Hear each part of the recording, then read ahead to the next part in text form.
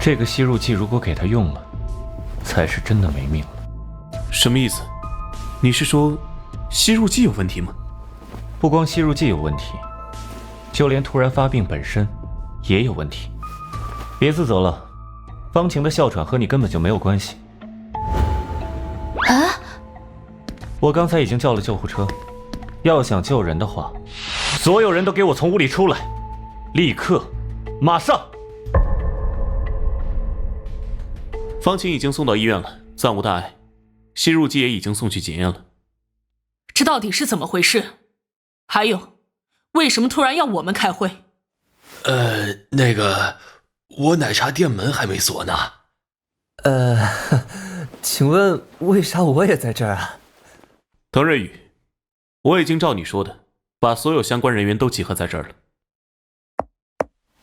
你到底是卖的什么关子？现在可以解释了吗？把手铐准备好吧，前队。什么意思？你知道凶手是谁了吗？是指哮喘这次吗？还是全部事件？当然，目前所有的信息都齐了。不过，为了让你们跟上思路，还是从头一样一样解释吧。整个骨灰奶茶的作案手法有以下3个疑点：第一，王伯洛是怎么中毒的；第二，尸体腹中的字条；第三，奶茶里的骨灰是怎么来的。磷酸钙和极微量的重金属盐正是骨灰的主要成分。首先，最简单的一个问题，毒是怎么下的？信息呼之欲出，想必各位心里已经有数，应该不必细说了。不，我没数。那个我也没数，还是解释一下吧。3名被害者互不相识，我们一直在思考凶手是如何选定这3名被害者的。然而答案其实不是选定，而是随机。这是一个有限随机杀人机关，由海纳传说和有毒吸管2个部分组成。吸管？有机啥？一般吸管上有2头，尖头朝下，用来刺破包装；圆口朝上，接触口腔。凶手只要先在吸管的圆头外圈沾上毒液，用烫发夹板加热，粘好包装，再把有毒的吸管混入奶茶店柜台的吸管盒中，就能造成随机投毒。这样，奶茶不会被毒物污染，就算送去检测，也很少会检测吸管口这么微妙的位置，难以查出毒物来源。当时情况紧急，确实没有检查过吸管。可是，为什么要做这么曲折呢？只是下毒的话，明明有更简单的方法吧？哼，所以说，像你这种榆木脑袋，如果去犯罪的话，大概第1天就去监狱报到了。凶手这么做，可以做到不在场，与被害人无任何接触，被害人随机，凶手身份也就更难锁定。等等，你这个说法有一个关键的矛盾之处。有什么矛盾呢？说来听听。字条，被害人腹内都有写了符号的字条，这可是你刚才自己说的。没错，字条和随机投毒有什么矛盾吗？当然有。如果真像你说的随机投毒，也就是说连凶手自己事先都不知道中毒的人会是谁。如果凶手都不知道谁会被害，那凶手又如何提前让特定的受害人吃下字条呢？确实，字条在胃部深处，只有活着时才能吞下，应该是在中毒之前就吃下去的。苗姐，你咋帮着外人说话呀？话说回来，我们跟案子又没关系，为什么要在这陪你们过家家？浪费时间。诗雨，不许这么说话。请配合调查。滕科长是优秀的侦探，既然提出，就一定会给出解释。我相信滕科长。字条吗？我就知道你会问这个问题。何诗雨，你刚才问如何才能事先让特定的受害者吃下字条，这当然做不到了。但是要想让特定的被害人吃下字条，必须要事先知道死者，这根本就是思维陷阱。因为不需要特定，只要让所有人都吃下一模一样的字条就好了。什么？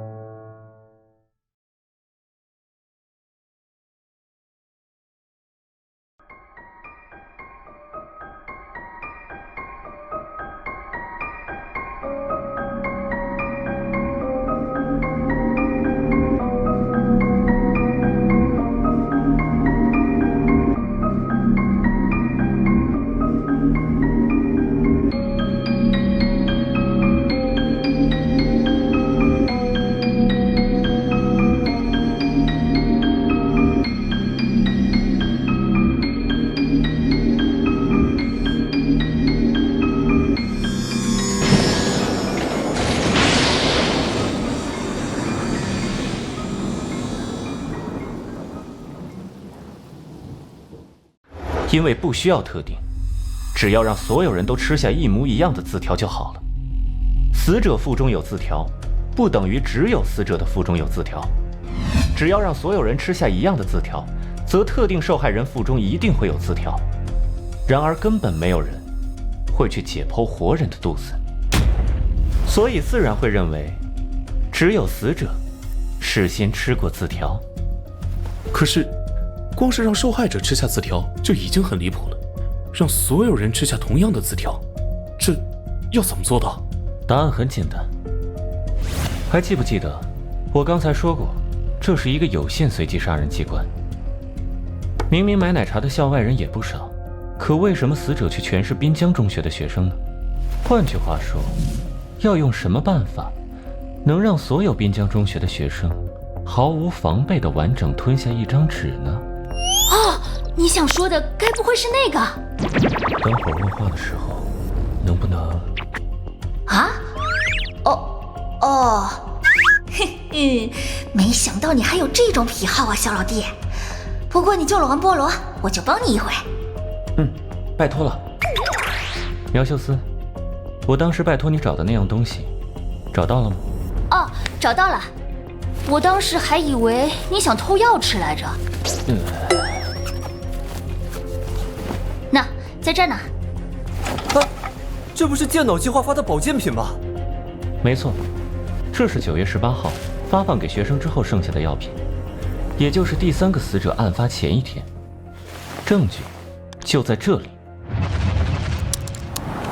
还记得这个吗？这个符号。我刚才说过，这个有限随机杀人机关是由有毒吸管和海纳传说这2个部分构成，而海纳传说其实是一个筛选机制，而筛选的目的就是这个。箭毒舒阿碱是血液毒素，只有口腔内有伤口才会致命。之前3个死者的尸体死后被有意破坏了七窍口腔，表面是为了封魂，实际上是为了掩饰口腔中海纳造成的伤口痕迹。凶手故意在校内散布海纳传说，就是为了将受害者的范围锁定在听说过传说的学生中，而所有学生都吃过健脑计划的胶囊，这样不管是谁被害，腹内都会有一样的字条。怎么样？这个逻辑还有什么矛盾吗？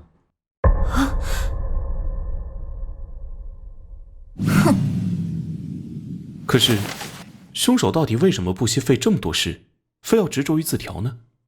当然是为了七尸还阳阵的仪式。这个仪式分为3部分，包括被献祭的祭品、封在祭品体内的世数字条，以及一项最重要的东西。是骨灰吗？没错，这也就是案件的最后一个疑点：奶茶里的骨灰是怎么来的，或者说骨灰是谁的？奶茶店大叔明翰，是在。接下来问你们几个问题，只需要回答是或者不是。哦，好。好的。明翰，你每次来帮何诗雨买奶茶，是不是自带茶包？是，茶包里是治腿伤的中药，诗雨怕苦，放奶茶里会好喝一点。幸亏我们一直是自带茶包，不然诗雨说不定也中骨灰奶茶的招了，太吓人了。老板，王然然来买奶茶那天，明翰也来了吗？啊，是，他每天都来，那天是在王然然之前几分钟来的。不过我以为跟案件没什么关系，就没特意提。那么最后一个问题，那个茶包，你有没有可能拿串？这什么意思啊？你该不会想说茶包里有？不可能！那个茶包是诗雨给自己喝的，怎么会自己害自己呢？这位调查官，你怎么能乱怀疑人呢？李明翰，请你冷静。可是，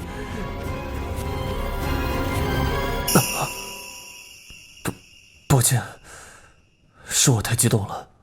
可是，我们只是普通学生，家里又没有什么人去世，上哪儿去搞什么骨灰啊？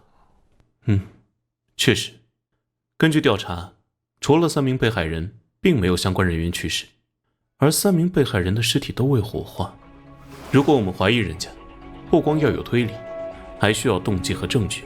动机和证据吗？骨灰是谁的？这件事就关系到凶手的真正动机。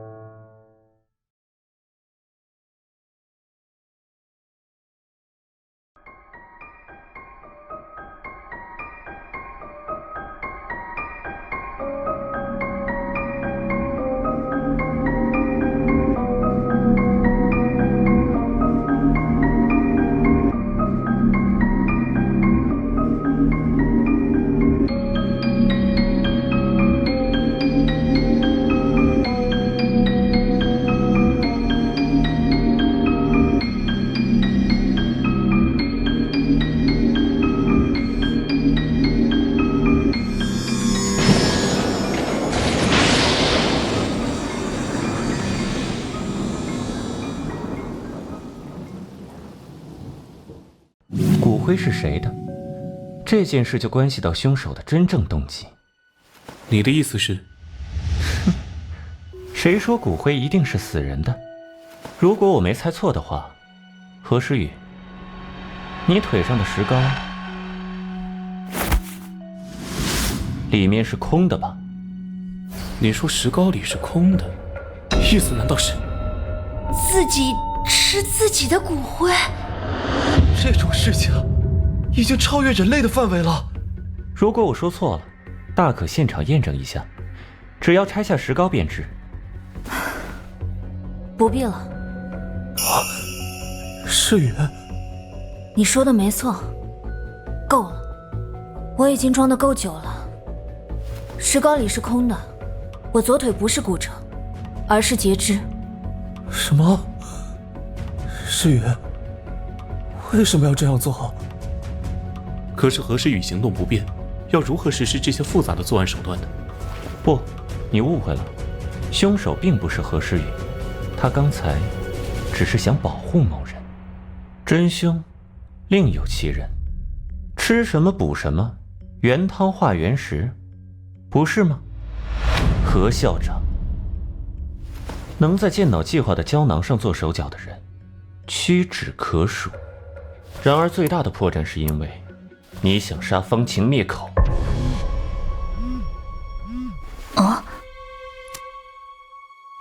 实验室来消息，方晴的吸入剂上发现箭毒树蛙碱。果然，可这次手段明显与之前不同，不是随机，而是特意要害方晴。动机到底是什么？刚才小张询问方晴的笔录，里面提到这样一句话：海娜的传说我也不知道从哪里开始，但是跟何诗雨出车祸时间差不多的样子。对了，明翰追诗雨的这件事，该不会因为诗雨是何校长的女儿吧？这可是个大八卦，千万不能对别人说哦。方晴的笔录上说，何诗雨是何校长的女儿。什么？诗雨是何校长的女儿？哎，你们都不知道吗？看，问题就出在这里。确实，一直以来，何校长从未对我们提及与何诗雨的关系，为什么？你们也没问过，不是吗？可是连跟诗雨最亲近的明翰都不知道，因为某种原因，两人的母女关系在校内是被刻意隐瞒的。那么，与何诗雨毫无交情的方晴，又是从谁的口中得知的呢？另外，关于海娜，方晴说自己是从别人处听说的。然而，根据笔录中的描述，方晴口中的纹身却比其他人的都要陈旧，已经接近愈合了。方晴明明比别人更早知道海娜传说。关于海娜传说的起源，方晴为什么要撒谎？她与何校长又有什么关系？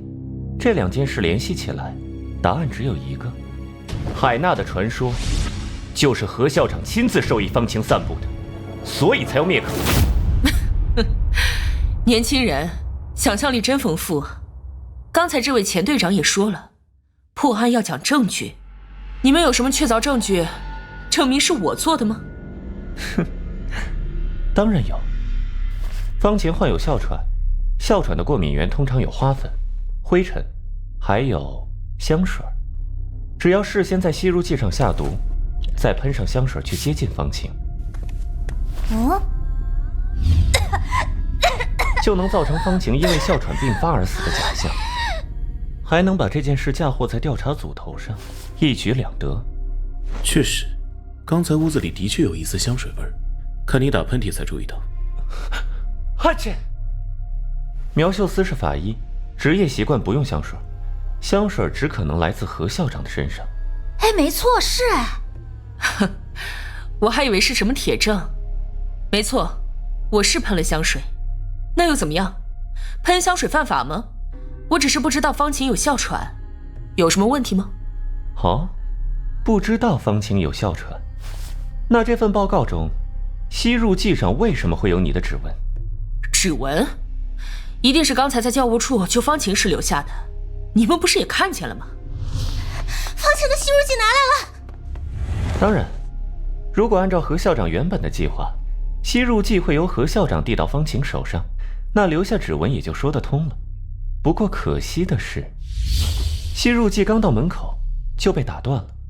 在教务处内，何校长根本没有碰过吸入剂，所以吸入剂上的指纹只有可能是案发之前留下的。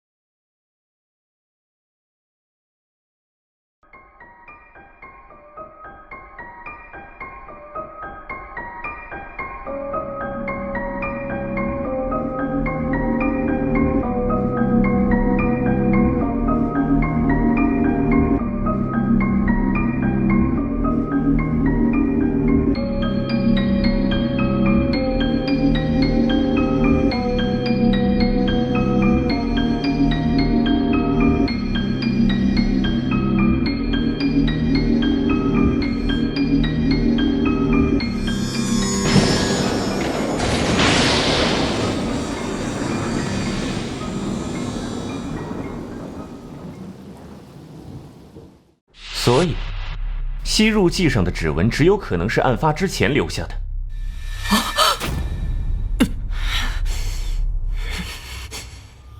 不对，我刚才记错了。我刚才去教室找过诗雨，看见吸入剂掉在地上，就随手捡起来了，一定是那时候留下的。诗雨，快说，你当时也看见了，对不对？还愣着干什么？快说句话！够了！我原本以为你只是没法接受我变成残废的事实，才顺着你装骨折，喝你给的汤药。没想到居然喝了1个月自己的骨灰，还害死了其他人。知道我不用吸管的只有妈妈和明翰，明知道这样我还是不想相信。妈，面对现实吧。你，诗雨，何校长，请冷静。诗雨，你没事吧？住手！小张，拉开他！我做这些都是为了谁？还不都是为了你？你的腿这样一辈子全完了。我从没觉得变成残疾人生就完了，是你觉得。我也从没让你去杀人。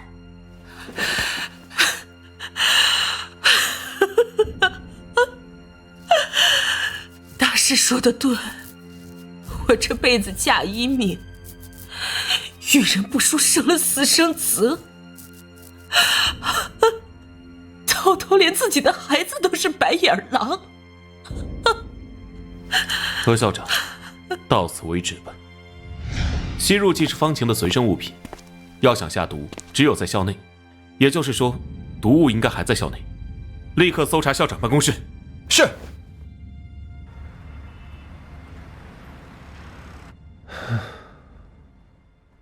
毒物找到了吗？找到了。这是怎么回事？吸入剂上根本没有留下清晰指纹，没有确凿证据时，像刚才那样诈嫌疑人是有风险的。这次只是侥幸。这不叫侥幸，这叫合理推断。兵不厌诈，如果作者等毫无疑问的证据，那这世上的罪犯10个里有8个要逍遥法外。可是我说过吧，不能干涉我的办案手段。我们的目的是制止犯罪，现在毒物搜出来了，犯人认罪了，死者也得到了公道，目的已经达到了，你还有什么好担心的？什么叫有什么好担心？你这样是不符合规定的。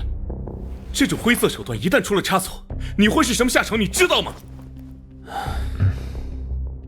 前队，这是何校长的平板，上面有些奇怪的邮件，你们瞅瞅。这是什么？密码吗？有新邮件？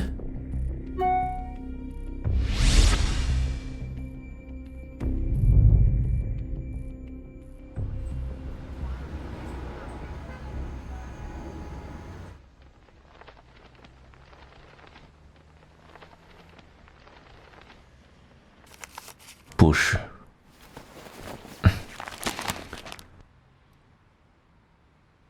密码研究的怎么样了？密码个数是3的倍数，很可能是3个一组 ABC 的模式 ，B 位和 C 位都是30以下的数字。何校长是历史系出身，解密方法应该不会太复杂。首先考虑密码本加密。密码本加密，那是什么？就是每组密码对应一本书的页数、行数和第几个字。比如249、203，就代表某本书的第249页、第20行、第3个字。哦，怪不得你让人把何校长办公室和家里所有书都搬过来。不过，不至于吧？5年高考3年模拟，这叫暴力穷举法，一本也不能放过。你那边呢？调查怎么样？观花派的事，何校长还是一个字都不说。建脑计划的送货员也查过了，临时工，身份信息都是假的，人早就不知去向。至于那封邮件，跳转过多个海外服务器，信息部门也没法追踪 IP。对方有能黑入市政系统、删除监控录像的手段，邮件当然不会那么好查。删掉路边的监控，毒物的来源，尸体死后的处理，还有那封挑衅的邮件，这些明显不是何校长一个人能做到的。